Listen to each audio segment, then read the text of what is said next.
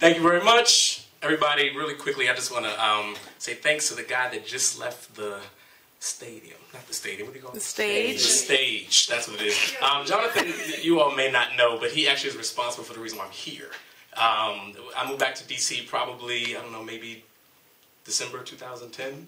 And immediately I was sort of like, I need to do something, I need to get back into the poetry world, and so I linked up with this guy, and it's been nonstop ever since. I've been doing slams and going to Boston for competition, all kind of crazy stuff because of you. So I appreciate you, Jonathan. Thank you very much. So that's love.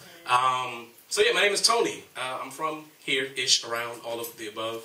What do I do? I'm an educator, so I work for, I don't even know if I should tell y'all. So I work for UDC. The community college. Good times. Actually, no, it really is a blast.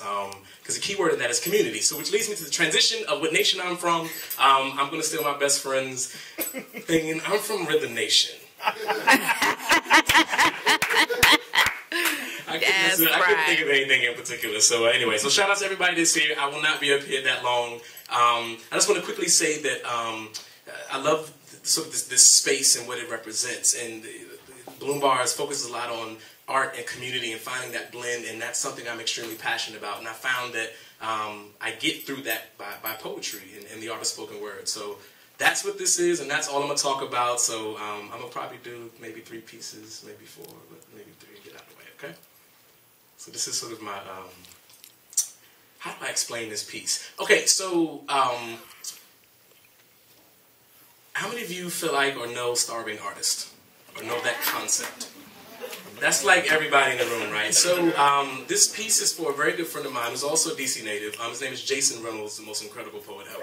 Yes. Y'all know Jason? He's the bomb. Every time I talk to him, he's always like, man, I'm grinding, I'm writing my book, I'm performing, I'm grinding. And I'm just like, So this poem is about being a starving artist, and I don't know what else comes with that. So this is this. So psyched up. Woo woo! Thank you. That's my sister, y'all. She's never seen me perform before, so this is gonna be a big deal. I am a poet afraid to publish. I don't know why, but I'm worried about seeing my words printed on a book and on the back of all these blurbs like, this is a must-read, a nation's bestseller. What a wonderful account of an artist's words. I actually think it's absurd for some to only use their art for profit. And I'm not trying to justify the lifestyle of a starving artist, but I feel like if art really is your gift, then starving should at some point be a part of it. I feel like there should be some pains in the pit of your stomach when your notebooks are empty and ain't no more ink left in your pen. When you ain't changing lives and your paper is thin. You see, y'all, I've accepted that at some point my economic reality may rely on my poetic balladry, and I'm not sure that my stuff is as good as I think it is, but I know that I'm no longer willing to sell my soul just to write some fallacies. And y'all, I have. Say that. I have made money writing poems at the wishes of others. I've written birthday poems and wedding poems and poems about anniversaries, poems that spice up other people's loves lives, y'all, and sometimes I feel dirty. And I feel used and confused about whether they actually heard me. Sometimes I wish I could turn down the volume on some of my words and transform my performances into conversations where I could just be Tony Keith, the educator, the poet, and the nerd.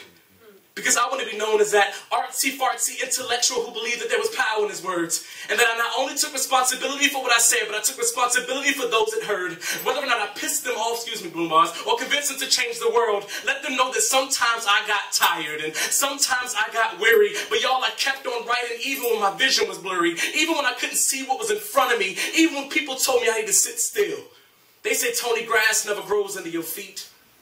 I've now learned that that's because I'm way too busy climbing uphill. You see, I don't have time to rest until the rest of my poems are written. But y'all, I can't stop writing, so none of my poems have endings. Just transitions between new beginnings. And space savers while refilling the ink in my pen again. Or moments when I need to stop, sleep, and dream just to recharge my system. Or moments when I need to set my pen on record and just listen. Listen. I'm trying to think myself through a literary breakthrough. Break down walls of bondage with poetic correspondence to make other people feel uncomfortable. Make their spirits feel unsettled while my feet keeps pushing on these pedals, because y'all, I've got no choice but to keep pushing through. Look, I'm doing what I'm called to do. And if you're open to receiving, then the next call may be for you. But if you don't answer, don't you worry. I got agency and I will collect when the payment is due. And don't you worry. Yeah, I will collect when the payment is due. And yeah, snap me up now. That's what it is. Now granted, I got a couple of degrees. And my bank account probably won't go in the red if I spend a couple of pennies, but I've only got 2 cents to my name. And y'all, the life that I'm trying to live actually does require change, but I've got bills. So I guess I'm going to have to keep writing until my soul gets saturated, and I hope that my wallet gets filled. And some people say, Tony, don't worry, because it's faith that'll get you through. Well, if that's the case, then tonight, Faith, I invoke you as my muse. Faith, I invoke you as my power of attorney. Faith, I want you to take over for me when I can't take over for myself. I want you to take over for me when my ego can no longer control my wealth. Faith, I don't want you to be afraid to unplug my microphone and knock all my notebooks off the shelf. Faith, don't be afraid to let me flatline. Let me lay there till my heart gets back to beating at a humble grind. Resuscitate the power of God back into my lungs and let me create new poems, pure and simple ones. Poems about failure and poems about victory. Poems that rhyme occasionally. Poems that resist artistic prisons. Poems that break the chains of writer's block and poems that enforce a pen is lethal system. Y'all, I'm a poet afraid to publish. So I guess I'm going to have to keep publishing on these stages and earn some kind of living through free open mic wages. Yes, thank you.